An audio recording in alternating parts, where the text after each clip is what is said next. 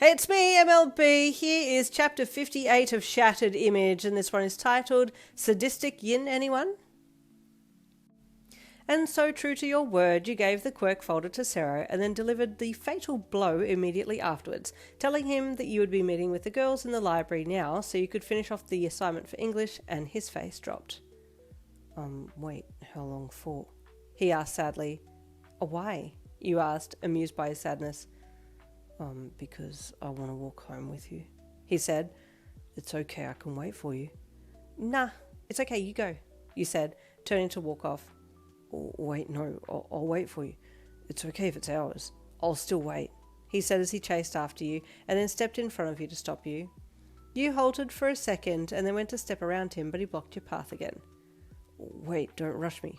Don't leave so fast, he said, and you smirked, feeling his stress at your just walking off before he had finished thinking about what he wanted to say. It's okay, I have my new best friends now, you teased, Jiro and Invisible Girlie. Huh? He asked with shocked defeat. What? But... Yeah, you smirked teasingly, stepping around him. He knew you were teasing him, but he was kind of proud that you were starting to warm up to the girls a little. But he still wanted you to say that he was your best friend, so once you started walking off again, he chased you and ran around in front again, walking backwards while keeping in your path. But what about me? He asked. I'll be lost without you. Oh, will you? You asked slyly. You don't want me to be best friends with the girls? Well, no, I'm kind of a little jealous, he mumbled, looking off to the side while still walking backwards with the quirk folder held against his chest as if to protect himself against an attack to his sternum. Oh, are you? You asked slyly. Well, sorry, but I gotta get going to meet with them. Wait, no, it's okay, I know. I'll come with you and sit somewhere else and look through the folder while you're with them, and then we can walk home together when you're done, he asked hopefully. You hummed playfully, pretending like you were going to say no. Please? He asked, still walking backwards down the hall. I'll beg. I'm not beyond begging, he said, as he quickly took 2 more running steps backwards and then dropped to his knees in front of you. What? You shrieked with laughter when he got down on his knees and bent forwards. Please let me walk home with you, he begged on his knees. You felt a surge of power rush through you, and you crossed your arms across your chest and lifted your head higher so you could smirk down at him. Why do I like this? You asked yourself as you remained silent, holding that power stance in front of him. And what will you do for me to allow you the pleasure of walking me home? You asked in a haughty voice. He gently placed the quirk folder on the ground and then placed his fingertips together in front of him, facing towards each other, and then knelt his forehead down to them, going into a deep bow without any hesitation. Feeling something surge within you, you stepped 1 foot forwards and placed your shoe gently on the back of his head.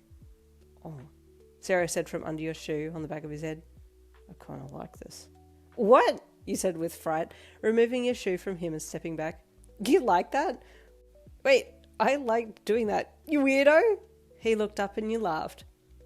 You're weird too. You just said you liked that. We're both weirdos. He laughed as he picked up the folder and got up off the ground. So you'll wait for me then? Yeah, I will, you said with a playful huff as you looked to the side. But yeah, come to the library and then we can leave together afterwards, you said. Okay, my weird little girl, he said jokingly. Don't call me your girl, you huffed. Oh, so calling you weird's okay, he chuckled. Can I call you baby? No, you snapped with embarrassment. I mean, not yet. Stop it. We're not even officially dating yet. Yeah, but you know I like you. I can't take my eyes off you. And I like it when you step on me, he said, making you feel hot and tingly all over your body. Weirdo! Weirdo! You squealed, smacking your fists into his chest lightly while he laughed. You're cute, he replied, which only added fuel to your embarrassed fire.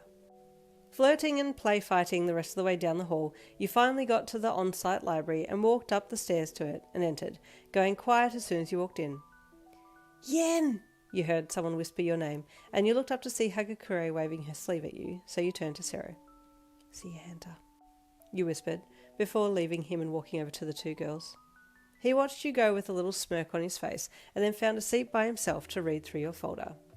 The more I find out about her, the better, he thought as he took a seat and opened to page 1. Meanwhile, you had sat down with the girls and then had gotten straight into it. Okay, so what else do we need to do for this thing? You asked them, keen to get it over and done with so that you could go back to play fighting and flirting with Sero. It wasn't long before you were done, and you leaned back and stretched with satisfaction as Jiro wrote the last thing down. Okay, awesome, she said. Are we done? You asked. Because I got to take my big baby home now. You joked, seeing Sero through the shelving, still reading your folder. Sero? Hagakure asked. Yeah, sooky pants, you said with a smirk. Yeah, keep him on a tight leash, Jiro said. All the boys in the class are literally sharing one brain cell. Yeah, I figured. You joked to her. Anyway, see you later? Yeah, she said with a nod. Thanks for coming. At least we've got that done now. I know, right?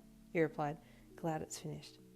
She nodded and you said one last goodbye to each girl and then left while they watched you walk away. Yin isn't that bad, Hagakure whispered to Jiro. She's okay when you get to know her. Yeah, I think she's cool, Jiro added. You quietly walked around the shelving and noted that Sero hadn't looked up yet, so you snuck up behind him and wrapped your hands over his eyes. Guess who? You asked in a deep voice into his left ear. Oh, I didn't think you could speak that low, Yin, he whispered back with a smirk. What if it's not Yin? You asked playfully. Yeah, well, I know it is, because I've been sneaking glances at you, and you guys just finished, and then I heard soft footsteps behind me, and now I can smell your shampoo, he said, and you quickly removed your hands from his eyes and pulled a fake, concerned face. Why are you sniffing my shampoo now, you weirdo? You really are weird, you whispered playfully. He tilted his head back to look at you upside down and grinned. I don't care. You can call me any name you like. I just want you to know how into you I am, he said happily, and again you felt that rush of heat through your body. Weirdo, you hissed. Come on, let's go. You wanted to walk me home, didn't you? Well, now's your chance, or I'll leave without you, you whispered, before spinning to walk over to the door, and he scrambled to his feet, grabbing his things before bolting over to the door after you, leaving the other two girls in the library smirking after him. Yeah, I think Sero's head over heels, Jiro mused after seeing the interaction between you two. I was just about to say that, Hagakure replied. Are they dating though? They look super close. I wouldn't be surprised if they were, Jiro replied with an amused look on her face. I think he's been real good for her, to be honest though. I agree, Hagakure replied, as they both got up and left together. You slept soundly that night, happy and comfortable in where you were with Sero, and also happy that you hadn't had any more run-ins with your dad. Your mum had seemed extra happy these days too, happy that your dad was getting help, and extra that you seemed very happy too.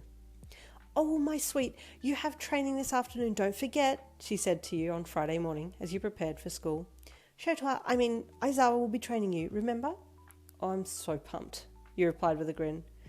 Oh, could you please also bring him this coffee? He might need it, she said as she presented a takeaway coffee cup to you, and you took it and nodded.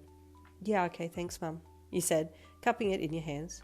And don't forget to invite Sero over one of these days, please, she added emphatically. I've been asking and asking. Ugh, okay, jeez, you sighed with a smirk. Bro, whoever it is out there with their chainsaw on full blast is, I'm coming for their kneecaps, man. That was like a struggle. Sorry if you can hear this like in the background. It's not a giant mosquito. It's just Broseph across the road here trying to chop down a giant tree. Anyway, stay tuned for more Sero chapters coming tomorrow. See you then.